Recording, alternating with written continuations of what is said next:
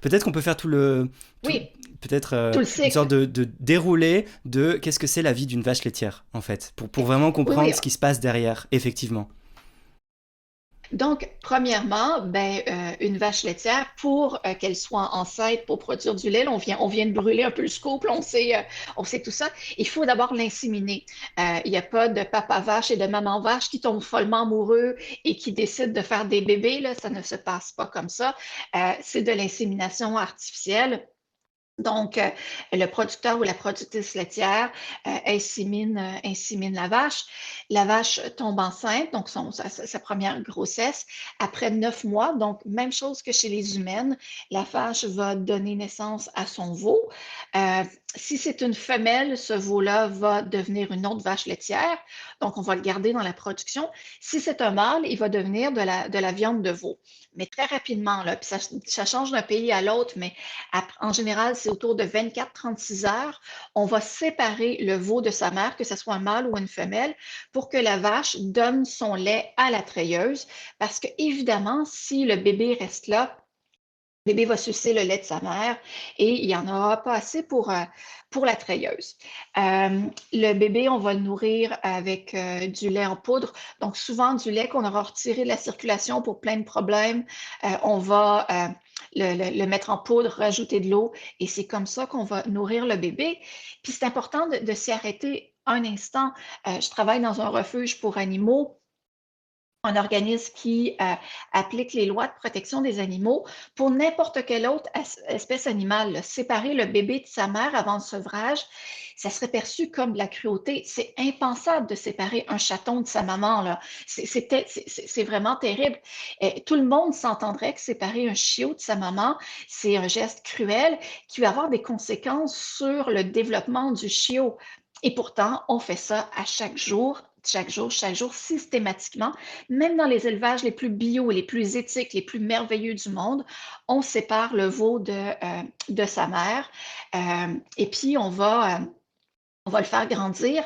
Là, les types d'installations pour les veaux varient d'une région à l'autre, mais au Québec, pour le moment, c'est pour les mâles, donc ils vont devenir de la viande, des petites logettes individuelles. Donc, vous pouvez vous imaginer ce bébé qui a quelques heures seulement s'en va dans une logette, loin de ses amis, ne peut pas exprimer ses besoins naturels. Il pleure, c'est un bébé. C'est vraiment facile à comprendre. Et la mère, elle, qui vient d'accoucher, qui ne comprend pas trop ce qui se passe, perd son bébé.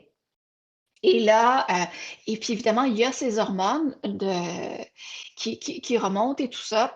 Et puis, elle va rester comme ça, dans sa logette, hein. Si on est au Québec, les vaches sont en stabulation entravée, sont attachées pour la très, très grande majorité. Dans d'autres régions du monde, les vaches ont accès à du pâturage, mais c'est pas beaucoup mieux. Mais donc, la vache, comme ça, va être treillée à tous les jours. Et quelques mois plus tard, on va la remettre enceinte pour que, au bout d'un an, elle donne naissance à un autre veau, de sorte que sa production reste stable. Parce que c'est une industrie, dans n'importe quelle industrie, on veut que la production soit stable, ben c'est la même chose pour la production laitière. Ce qui veut quand même dire que dans le lait qu'on consomme, il y a des hormones de grossesse. Les vaches qui produisent notre lait sont souvent enceintes. Ces hormones de grossesse-là, on les retrouve dans l'urine des gens qui ont consommé des produits laitiers. Donc, cette phobie là, de consommer des hormones et tout ça, les gens qui consomment des produits laitiers devraient quand même se dire, je consomme un liquide de croissance qui est fait pour un autre mammifère et en plus, ça contient des hormones de grossesse. Puis, je ne suis pas spécialiste de la santé, là, mais on a quand même vu une corrélation entre la consommation de lait et certains cancers qui sont hormonodépendants et plein, plein, plein de problèmes de santé. Et c'est pas surprenant. Mais si on s'en tient aux vaches, parce que c'est d'elles dont on parle ici, Hmm. ce cycle-là va se répéter 4, 5, 6 fois. Au Québec, la région que je connais, les vaches vont vivre à peu près 5 ou 6 ans, parfois 4, avant d'être transportées dans des encans, dans des enchères où elles vont être achetées par des abattoirs et ensuite transportées dans des abattoirs où elles vont être tuées et on appelle ça, et c'est assez terrible, là, de la viande de réforme. On Ouais, on dit elles sont réforme réformées. C'est incroyable dans cet les- euphémisme. c'est horrible quand on y Ouais. pense. Donc, elles sont réformées pour devenir du bœuf haché. Donc, Mm.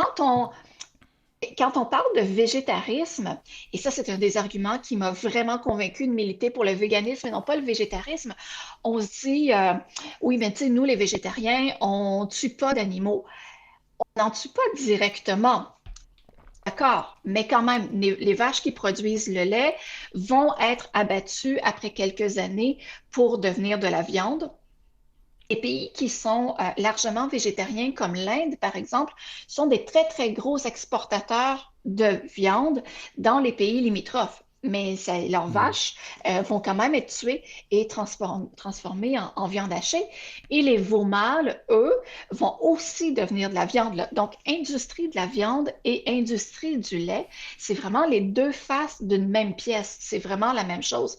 C'est pas possible de produire du lait sans tuer d'animaux, sans causer de souffrance. Même si on dit oui, mais moi, le veau qui pleure, je m'en fous, on va trouver une façon de mettre les veaux ensemble avec des nannies ou peu importe.